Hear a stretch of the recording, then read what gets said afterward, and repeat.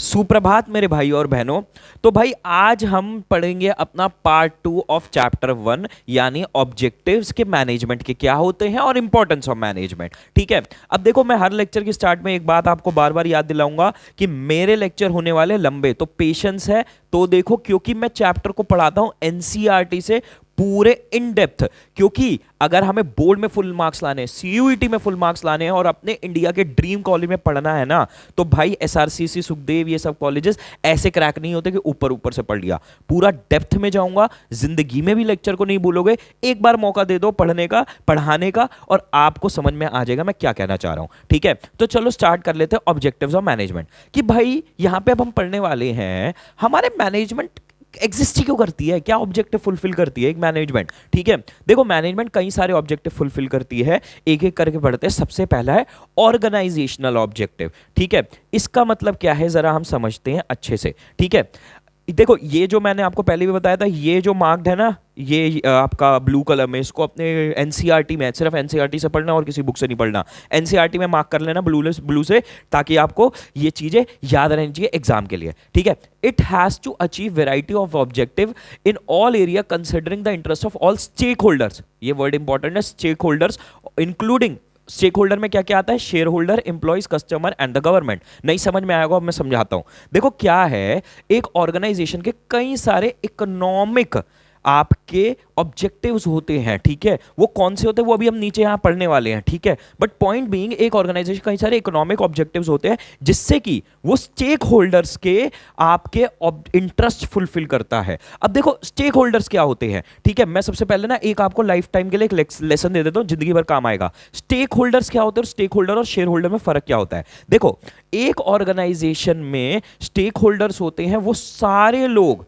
जो कि ऑर्गेनाइजेशन की किसी भी एक्टिविटी से, उसके चलने से इंपैक्ट होते हैं। ठीक है, अब एक ऑर्गेनाइजेशन के चलने से कौन कौन लोग इंपैक्ट होता है, शेयर होल्डर यानी एक ऑर्गेनाइजेशन के ओनर्स, एम्प्लॉइज, कस्टमर्स और गवर्नमेंट। ठीक है, तो हम क्या कंफ्यूज होते हैं स्टूडेंट्स के तौर पे, हम ना स्टेक होल्डर और शेयर होल्डर्स को सेम चीज समझ लेते हैं, जो कि बिल्कुल भी नहीं है। शेयर होल्डर्स पार्ट है उस बड़े ग्रुप का जो कि है स्टेक होल्डर्स का, जिसमें शेयर होल्डर एक छोटा सा ग्रुप है। ठीक है, तो एक ऑर्गेनाइजेशन के चलने से कई सारे स्टेक होल्डर्स होते हैं जो इंपैक्ट होते हैं और उनके इंटरेस्ट को फुलफिल करती है ऑर्गेनाइजेशनल ऑब्जेक्टिव ऑफ मैनेजमेंट। ठीक है, the main objective of any organisation should be to utilise human and material resource to maximum possible advantage. नहीं समझ में आया छोड़ दो, यहां पे मेन लाइन यहां पे आती है जो तुम्हें मार्क करनी है और रटनी है बिल्कुल अच्छे से। To fulfil the economic objective of business, these are survival, profit and growth. ठीक है, यहां पे मेन बात क्या करी गई है कि भैया एक ऑर्गेनाइजेशन का मेन काम क्या होता है, जितने भी उसके पास रिसोर्सेज हैं, चाहे वो ह्यूमन हो चाहे वो मशीनरी हो, उस सबको यूज करके मैक्सिमम पॉसिबल एडवांटेज बनानी चाहिए, यानी कि इकोनॉमिक ऑब्जेक्टिव बेस्ट बनने चाहिए। यानी यार सिंपल वर्ड में पैसा कमाना है। मोटी मोटी बात यहां पे ये हो रही है, उस बात को घुमा फिरा के कितनी फैंसी तरीके से बोल दो। ठीक है, पैसा कमाना एक ऑर्गेनाइजेशन का अपने स्टेक होल्डर्स के कंसर्न को फुलफिल करने के लिए बहुत ही ज्यादा जरूरी है। पर हमारा काम ना पैसे कमाने का जो होता है ना, वो 3 मंजिला होता है। ठीक है, हम ना पैसे कमाने को सिर्फ पैसे कमाने की तरीके से देखते हैं, बट नहीं, यहां पे थोड़ा हम प्रैक्टिकल लेवल पे देखेंगे। पैसे कमाने के 3 स्टेजेस होते हैं जिससे हमें 3 स्टेजेस में फायदा मिलता है। ठीक है, अब समझना, ये 3 स्टेजेस में ड्रॉ कर देता हूं।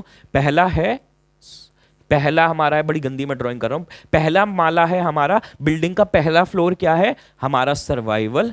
ठीक है, फिर है प्रॉफिट, फिर है हमारा ग्रोथ। ठीक है, क्या है अभी हम पढ़ेंगे, मैं यार समझ गया ना, तुम बहुत गंदा चल रहा है मेरा मार्कर। ठीक है, बट पॉइंट बीइंग, देखो सबसे पहला एक ऑर्गेनाइजेशन का फर्स्ट एंड फॉरमोस्ट क्या ऑब्जेक्टिव हुआ, क्या कहते हैं अगर वो पैसे कमाने निकली, कि सर्वाइवल हो जाए, मेयर सर्वाइवल हो जाए। भाई मेयर सर्वाइवल का मतलब है इतना तो कमा लो कि खर्चे निकल जाए। अगर लाख का महीने का खर्चा है तो एटलीस्ट लाख तो कमा लूं कि भैया मेरे को अपनी जेब से ना खर्चना पड़े। ठीक है, अब यहां पे क्या है, यहां पे ये लाइन मेन देख लो, an organization should earn enough revenue to cover cost. बस इतनी सी बात है, इतना रेवेन्यू हो जाए कि कॉस्ट निकल जाए। फिर उसका सेकंड फ्लोर क्या है, पहला फ्लोर सर्वाइवल, सेकंड फ्लोर क्या है, प्रॉफिट, ठीक है। Mere survival is not enough for the business, obvious ही बात है। Profit provides an vital incentive for the continuous successful operation of the business, of the enterprise, of the firm, ठीक है।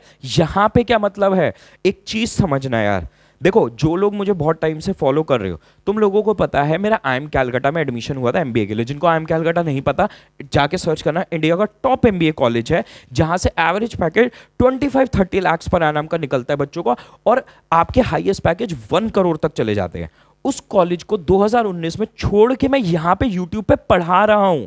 क्यों कर रहा हूं मैं ऐसा, क्या है इसका रीजन, ठीक है। देखो YouTube पे ना टीचर्स आके बहुत बड़ी बड़ी बातें करते हैं, हम बिजनेस स्टडीज पढ़ रहे हैं, कॉमर्स के बच्चे, हम प्रैक्टिकल बात करते हैं, हम हवा हवाइयों की बातें नहीं करते जो लोग दूसरों को प्लीज करने के लिए बातें होती हैं। तो मैं बिल्कुल प्रैक्टिकल बात बताता हूं। एक तो मेरे को पढ़ाना पसंद है, no doubt in that, but अगर मैं IIM कैलकाटा में रहता, वहां पे मैं 25-30 लाख रुपीस कमाता, उससे ज्यादा मैं यहां पे निकाल पा रहा हूं, तो भाई इस वजह से मेरे को इनफ इंसेंटिव मिल रहा है। इंसेंटिव, मैं हमेशा कहता हूं बिजनेस बाद में सीखना है, इंग्लिश पहले सीखना है। इंसेंटिव का क्या मतलब होता है, यानी कि फायदा, मुझे इतना यहां पे वाइटल फायदा हो रहा है कि मैं वहां से छोड़ के यहां पे पढ़ा पाऊं, ठीक है। तो एक ऑर्गेनाइजेशन का अगर चलना है उसे सक्सेसफुली, तो उसका काम सिर्फ ये नहीं है कि भैया सिर्फ सर्वाइव हो पाए। अपॉर्चुनिटी कॉस्ट का कॉन्सेप्ट पढ़ते हैं ना हम इकोनॉमिक्स में, उसका काम सिर्फ ये नहीं है कि वो सर्वाइव कर पाए, उसका काम ये भी है कि जो उसके शेयर होल्डर्स हैं उनको इतना इंसेंटिव मिले कि वो यहां पे काम करे। नहीं तो क्यों काम करेंगे भैया, सीधी सी बात है कि आपका आपका देखो, मैं भी एक मिडिल क्लास फैमिली से, तुम भी मेजॉरिटी जो देख रहे हो मिडिल क्लास फैमिली से हो, तो हमें पता है भाई हमारे घरों के स्ट्रगल्स क्या होते हैं, ये कैसे घर चलाने होते हैं। तो अपनी जेब से कोई किसी के पास नहीं यार करोड़ों रुपए पड़े हुए कि भाई खर्च लेंगे, ठीक है। अब अगला हमारा क्या आता है, ग्रोथ, ठीक है। अब मैं तुम्हें बहुत इंटरेस्टिंग बात बताता हूं जो तुम्हें पता नहीं होगी, ठीक है। अब बिजनेस, सबसे पहले बुक की लैंग्वेज पढ़ रहे हैं, business needs to add to its prospect in the long run, for this it is important for the business to grow, ठीक है। कहने का मतलब क्या है, देखो तुम्हें एक बात पता ही नहीं होगी कि अगर एक कंपनी का 100 करोड़ का प्रॉफिट है मानो, ठीक है, 2012 में, ठीक है।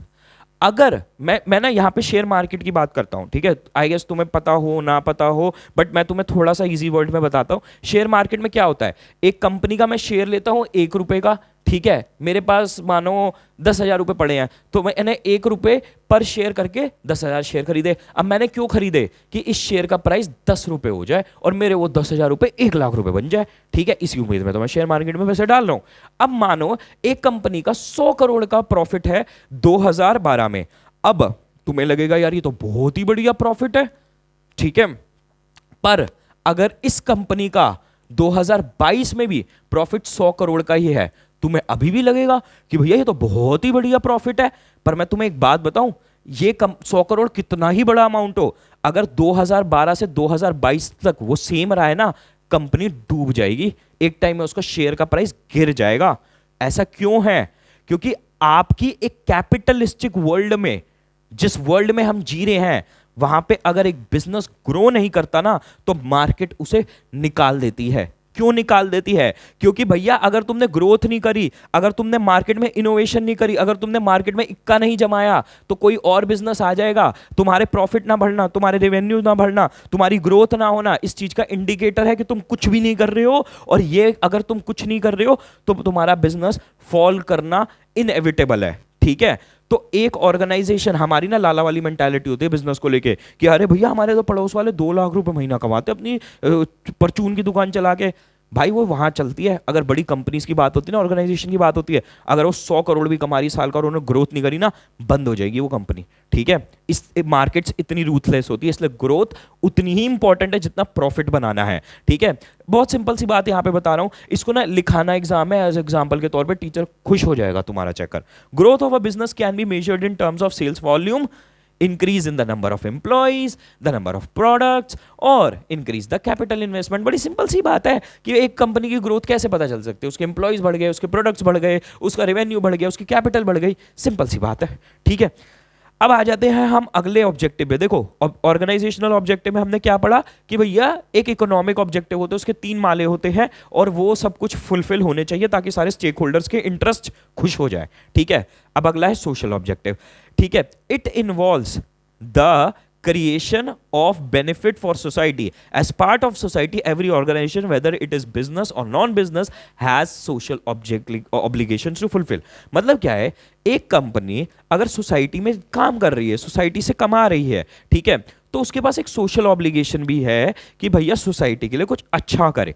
अब हम बात करते हैं यहाँ पे सबसे इंपॉर्टेंट इंसान की, देश की, रतन टाटा जी की। ठीक है, देखो रतन टाटा जी की जो बात है ना, उसमें सबसे मेन चीज एक समझना, मैं तुम्हें बहुत इंटरेस्टिंग चीज दिखा रहा हूं। रतन टाटा सर की जो हमारी नेटवर्थ है वो 3800 करोड़ है। ठीक है भाई, वो वर्ल्ड के मतलब वर्ल्ड आईएफएल रैंकिंग में 433 रैंक पे आते हैं रिचेस्ट लिस्ट में। ठीक है, अब देखो ऑल द 3800 करोड़ तुम्हें बहुत बड़ा अमाउंट लग रहा होगा, पर टाटा ग्रुप जितना बड़ा है उनकी वेल्थ उसके कंपैरिजन में बहुत ही ज्यादा कम है। इसका रीजन ये है क्योंकि वो 66% जो भी कमाते हैं सालाना उसको टाटा सन्स की होल्डिंग के थ्रू अपनी जो टाटा चैरिटेबल ट्रस्ट है, ठीक है, उसमें हमारा डोनेट कर देते हैं। ठीक है, क्या नाम है हमारा, मैं को यहाँ टाटा ट्रस्ट में, हाँ, वो अपने 66% सालाना प्रॉफिट डोनेट कर देते हैं। अगर वो ये ना करते ना, वो वर्ल्ड के टॉप 10 रिचेस्ट लोगों में भी हो सकते थे। और इसी वजह से जितना हम इंडिया में तुम देखते हो, यही रीजन है कि टाटास को इतना ज्यादा इज्जत देने का जो रीजन है, ठीक है, वो यही है। हम अंबानीज को, अडानीज को कभी इतनी रिस्पेक्ट नहीं देते जितनी हम टाटास को देते हैं। क्यों देते हैं भाई? वो जितना कमाते हैं उससे कई गुना ज्यादा तो वो कर चुके हैं डोनेट। और अगर वो अपने पास आज तक वो पैसा रखते ना, अंबानीज के टक्कर पे होते वो, बट उन्हें इस चीज से मतलब नहीं है। और वो सोसाइटी की ऑब्जेक्ट जो अपने सोशल ऑब्जेक्टिव है एज अ बिजनेस, वो उसको फुलफिल करते हैं। जैसे कि उस पैसे वो क्या करते हैं, एक employment opportunity under privilege section को देना, ठीक है, basic amenities like schools and health care देना। बहुत सारे टाटा ट्रस्ट के आपके स्कूल्स हैं, हॉस्पिटल्स हैं, ये सब चीजें हैं। ठीक है, तो ये ऑब्जेक्टिव फुलफिल भी करने होते हैं ऑर्गेनाइजेशन को, और तभी आप एक सक्सेसफुल एंटरप्रेन्योर बिजनेसमैन कहलाए जाते हो। ठीक है, अब उसके बाद एक बहुत ही इंटरेस्टिंग चीज, इसका मैं बड़ा अच्छी केस स्टडी दिखाऊंगा। एक आपका लास्ट और तीसरा हमारा एक ऑर्गेनाइजेशन का ऑब्जेक्टिव क्या होता है, और पर्सनल ऑब्जेक्टिव। इसका क्या मतलब है, हर ऑर्गेनाइजेशन अलग अलग लोगों से, पर्सनालिटी से बनी हुई होती है, जो अलग अलग एक्सपीरियंस बैकग्राउंड से आते हैं। They all become part of the organisation to satisfy their diverse needs. These may vary from financial such as competitive salary and perks, social needs such as profit recognition, peer recognition, higher level needs such as personal growth and development. ठीक है, आपका क्या होता है, एक organisation को join करते हैं लोग अलग अलग नीड्स की वजह से। ठीक है, अलग अलग नीड्स की वजह से। अब उसमें क्या होता है, सबसे पहले तो हम ना ये मैं अभी आपको एग्जांपल भी इसी वजह से एक दिखाने वाला, बड़ा इंटरेस्टिंग। आपकी किसी एम्प्लॉय को किसी ऑर्गेनाइजेशन को ज्वाइन करने का सिर्फ सैलरी रीजन नहीं होता। ठीक है, देखो जब मैं 12th में था, जब मैं तुम्हारी एज में था, मुझे भी यही लगता था यार 12 लाख रुपए साल की सैलरी होगी, 20 लाख 25 लाख रुपए साल की सैलरी होगी, मेरी तो जिंदगी पलट जाएगी, मेरी तो बल्ले बल्ले, उसके बाद तो मैं कुछ देखूंगा ही नहीं। ठीक है, पर पता है क्या होता है, जब हमारी इतनी सैलरी पहुंच जाती है ना, फिर हमें पैसे से तो मतलब रहता ही है, बट पैसे से ज्यादा ना हम दूसरी भी चीजों से मतलब रखते हैं। मैं तुम्हें दिखाता हूं इसका एग्जांपल। लिंक्डइन का एक बहुत इंटरेस्टिंग आर्टिकल है। ठीक है, क्या आर्टिकल है हमारा, bad bosses the number 1 reason people quit. ठीक है, हमारे एक ऑर्गेनाइजेशन ने उसका एक कंसल्टिंग फर्म है, मैं यहाँ पे नाम देखने की कोशिश करता हूँ, हाँ ये रहा, इस लाइन को पढ़ो। A study by Gallup found that managers account for at least 70% of the variance in employer engagement scores. इसका मतलब बहुत सिंपल भाषा में, आपका एक बैड मैनेजर, एक बैड बॉस जो होता है ना, वो एम्प्लॉय के 70% एम्प्लॉयज के एक ऑर्गेनाइजेशन के टुवर्ड्स जो उनका सेटिस्फैक्शन है ना, उसको चेंज कर सकता है। ठीक है, कहने का मतलब क्या है, एक ऑर्गेनाइजेशन का जो बॉस होता है, जो आपका बॉस होता है ना कंपनी में, वो नंबर 1 रीजन है जिस वजह से लोग अपनी जॉब क्विट करते हैं। पैसा नहीं, एक खराब बॉस। समझ रहे हो?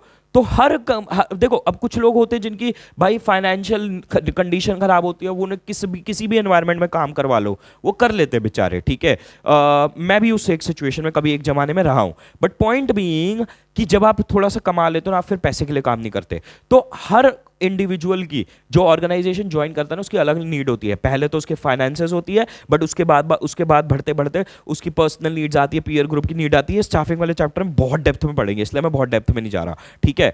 पर एक ऑर्गेनाइजेशन का काम होता है हर इंसान की उसकी नीड समझना और उस नीड को फुलफिल करना, ठीक है।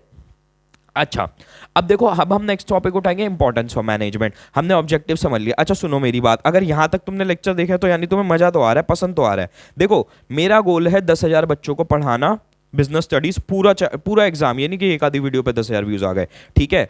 तो भैया इस वीडियो को अगर तुम्हें पसंद आ रही है ना, इतना सा एटलीस्ट काम कर देना, लाइक कर दो और अपने स्कूल के ट्यूशन के दोस्तों के व्हाट्सएप ग्रुप में शेयर करके बता देना कि भैया ये टीचर है, इतना डेप्थ में पढ़ा देते हैं, अगर कोई कॉन्सेप्ट नहीं समझ में आया ना, इनसे पढ़ लो, तुम्हें गारंटी समझ में आ जाएगा। इतना काम कर दो मेरे लिए, ठीक है। बाकी तो मैं पढ़ा ही रहा हूं तुम्हें, तुम्हारे लिए। अच्छा चलो, अब बात करते हैं इंपॉर्टेंस ऑफ मैनेजमेंट। अच्छा एक बात मैं तुम्हें बताऊं, सबसे बड़ी चीज, बड़ा वाहियात है ये, बेफालतू में इंपॉर्टेंस ऑफ मैनेजमेंट का इन्होंने टॉपिक बनाया है। जो अभी तक हम पढ़ चुके हैं ना, एग्जैक्ट सब कुछ वही चीजें रिपीट हो जाएंगी यहाँ पे, ठीक है। तो इसलिए बहुत मत्था नहीं मारेंगे, मैं बता भी देता हूं। Management helps in achieving group goals, ठीक है। ये वाली चीज हम कहीं ना कहीं ऑलरेडी पढ़ चुके हैं, ठीक है। कैसे, देखो यहां लिखा क्या हुआ है, एक सेकेंड, यहां पे क्या लिखा हुआ है, the task of a manager is to give common direction to individual efforts in achieving overall goals of the organisation. ये मैंने पुराने वाले अपने लेक्चर में समझाया था ना, कि मैंने एग्जांपल भी दिया था कि भाई अर्नव सर का एग्जांपल दिया था मैंने, हर लोगों का अलग अलग एग्जांपल दिया था।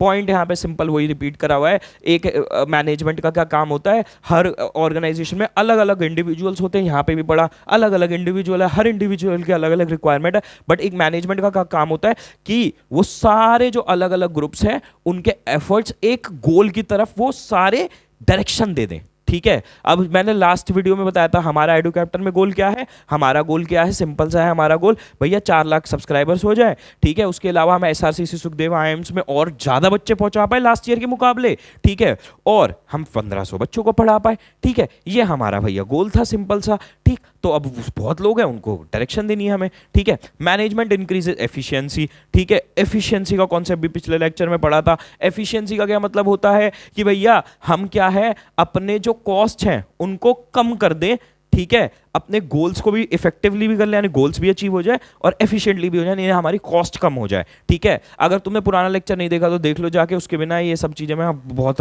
तेजी से करवा रहा हूं, सब रिपीटेड है, ठीक है। Reduce cost and increase productivity, simple सा point. Management creates a dynamic organization, ठीक है। मैनेजमेंट का क्या काम होता है, एक डायनामिक ऑर्गेनाइजेशन बनाना, ये भी हमने पढ़ा था, ठीक है। एक बिजनेस एनवायरमेंट चेंज होता रहता है। नोकिया का एग्जाम्पल देखा था, तुम्हें एक और एग्जाम्पल दिखा तो बड़ा इंटरेस्टिंग, मैंने नया एग्जाम्पल निकाला तुम्हें ये पॉइंट समझाने के लिए।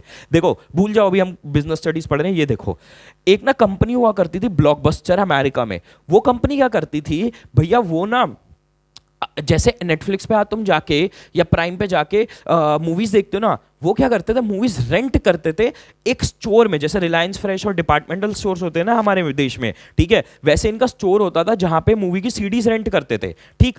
नेटफ्लिक्स उस टाइम बिल्कुल नया मॉडल आया था। नेटफ्लिक्स ने कहा कि भैया मैं ऑनलाइन दे देता हूं, मैं एक महीने का पैसे लेता हूं और अनलिमिटेड फिर वीडियोस देखने देता हूं या मूवीज देखने देता हूं।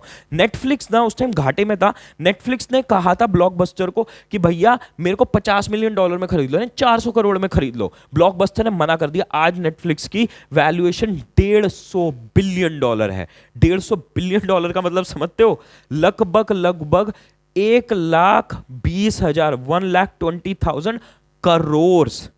नंबर दिमाग में सोचने की कोशिश करना। 400 करोड़ की चीज यार 1,20,000 करोड़ की बन गई। और इतना बुरा हाल हुआ ब्लॉकबस्टर का, वो आगे में जाके उनका दिवाला पिट गया, उन्हें बैंकरप्सी फाइल करनी पड़ी 24,000 करोड़ की। 24,000 करोड़ का उन्हें बैंकरप्सी के लिए जाना पड़ा, ठीक है। तो क्यों हुआ ये, क्योंकि ब्लॉकबस्टर ने इंटरनेट को समझा नहीं, वो इंटरनेट पे आए नहीं, उन्हें लगा इंटरनेट चला जाएगा, ये तो एक फैड है। बट इंटरनेट प्रिवेल किया और इंटरनेट ने ब्लॉकबस्टर को खत्म कर दिया, ठीक है। तो डायनामिक एनवायरनमेंट होता है, अगर एक मैनेजमेंट एनवायरनमेंट टेक्नोलॉजी जो चीजें चल रही है ट्रेंड्स उसके अकॉर्डिंग अपने आप को चेंज ना करे तो बंद हो जाएगी, ठीक है। Management brings to achieve personal objective, ठीक है। हमने क्या पढ़ा सबसे पहले, हेल्प अचीविंग ग्रुप गोल्स को अचीव करने में हेल्प करती है, ठीक है, आपके, ताकि एक ऑर्गेनाइजेशन का जो अल्टीमेट गोल है वो फुलफिल हो जाए। पर मैनेजमेंट क्या करती है, जो पर्सनल ऑब्जेक्टिव भी होते हैं उस ग्रुप में, जो अलग अलग छोटे छोटे इंडिविजुअल्स होते हैं, are able to achieve personal goal while contributing to overall organisational objective.